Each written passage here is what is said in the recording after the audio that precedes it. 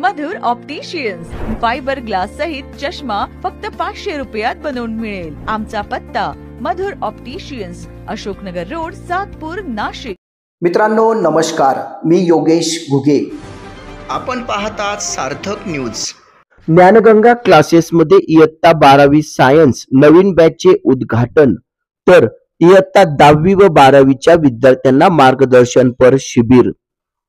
ज्ञानगंगा क्लासेसमध्ये 12वी सायन्सच्या नवीन बॅचचे उद्घाटन 15 फेब्रुवारीला मोठ्या उत्साहात संपन्न झाले, तर इयत्ता 10वी व 12वीच्या विद्यार्थ्यांना पेपर विषयी मार्गदर्शन करण्यासाठी साईनाथ हॉस्पिटलचे संचालक चेअरमन डॉक्टर ऋषिकेश गांगुर्डे, चौधरी ऑप्टिशियनचे संचालक डॉक्टर अतुल चौधरी, ध्रुवनगर येथील संजीवनी हॉस्पिटलचे चेअरमन व डॉक्टर पवन पठाडे, हार्मोन्स हॉस्पिटलचे डॉक्टर पवन आहेर, त्याचबरोबर डॉक्टर कांचन गवळी यांच्या प्रमुख उपस्थितीमध्ये 12वीच्या बॅचचे शानदार प्रारंभ करण्यात आला।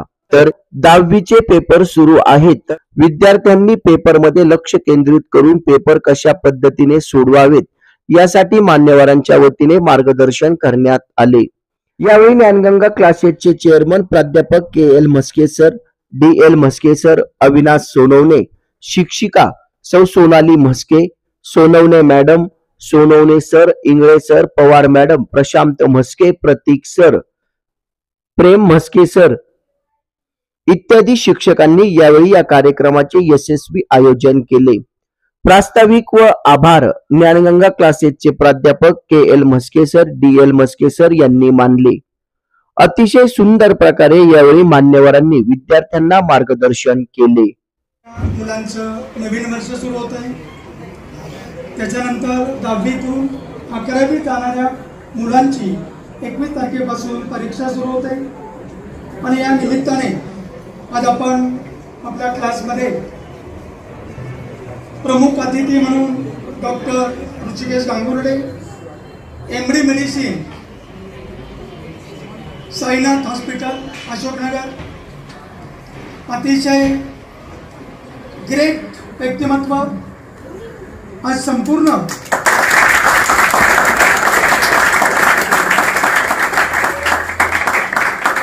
सातपूरमध्येच नव्हे तर पुन्हा आपल्या नाशिक, पश्चिम नाशिकमध्ये आज त्यांच्या नावाचा, त्यांच्या उपचाराचा जो गवगवा आहे, मला असं वाटतं आपण आपले पॅरेंट्स सुद्धा तिथे जाऊन आले असतील, त्यामुळे मला जास्त सांगायची गरज नाही। कारण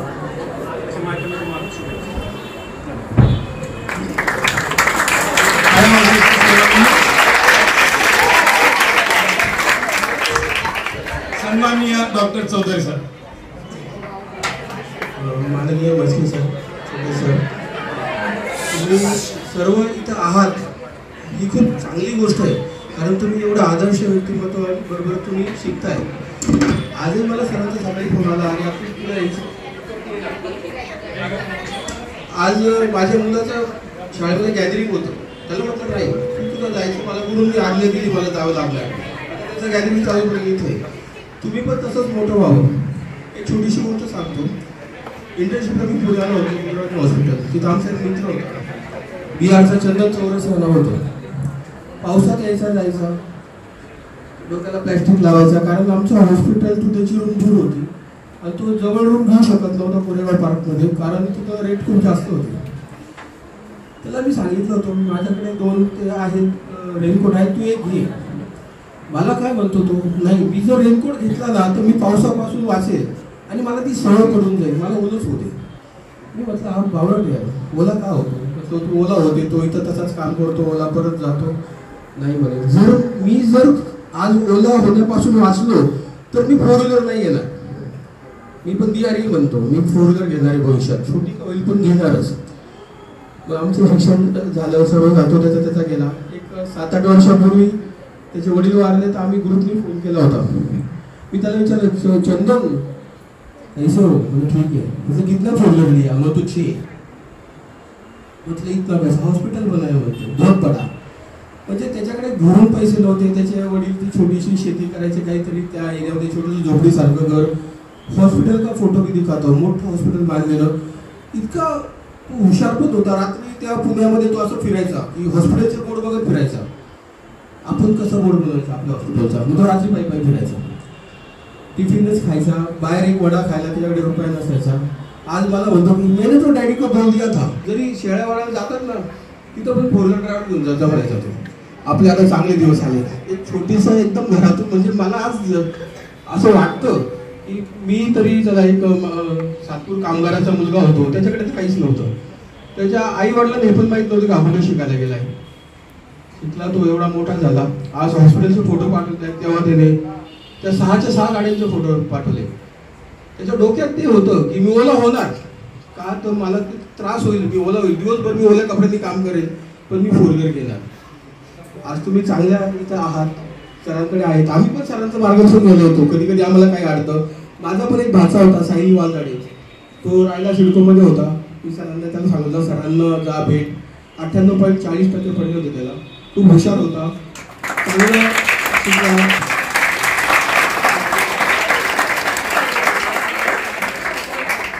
मी एका कामगाराचा मुलगा आहे, मी पण शिकत होतो. वडील रिटायर झाले, वॉशमध्ये होते, मायकोमध्ये होते, वडील रिटायर होते. सगळ्यात शेवटचे दिवस आम्ही पण अवघड काढले. कशी तरी फी भरत होतो, आम्ही करत होतो. आज सुखाने मी सगळ्यांना याच्या पुढे मी उलट असं सांगेल की तुम्ही जेव्हा चांगले डॉक्टर होणार ना, तेव्हा आम्ही सर्व म्हातारे होणार, तेव्हा आम्ही तुम्हाला सगळ्यांना एकदम चांगलं एज्युकेशन देऊ. असं आहे. ठीक आहे, ओके, थँक्यू. आम्ही सरांकडे 8वी 9वी 10वी पर्यंत होतो, औरंगाबादला होतो. पण सगळ्यात पहिले तुम्हाला प्रश्न असा विचारायचा, तुम्ही 10वीला पण इथंच होते का? मार कोणी कोणी खाल्लाय?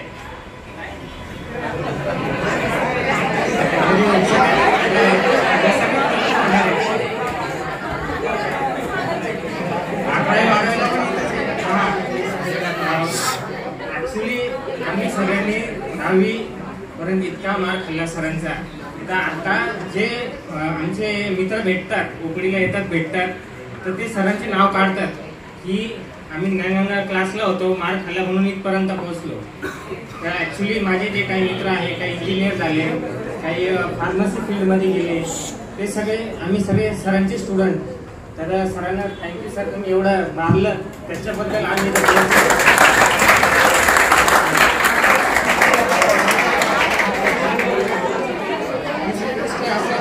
सायन्स करतात सगळेजण.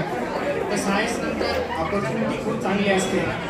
तुम्ही डॉक्टरची जसं सर BMS MBBS आहेत, जसं डेंटल BMS करू शकता, BHMS करू शकतात.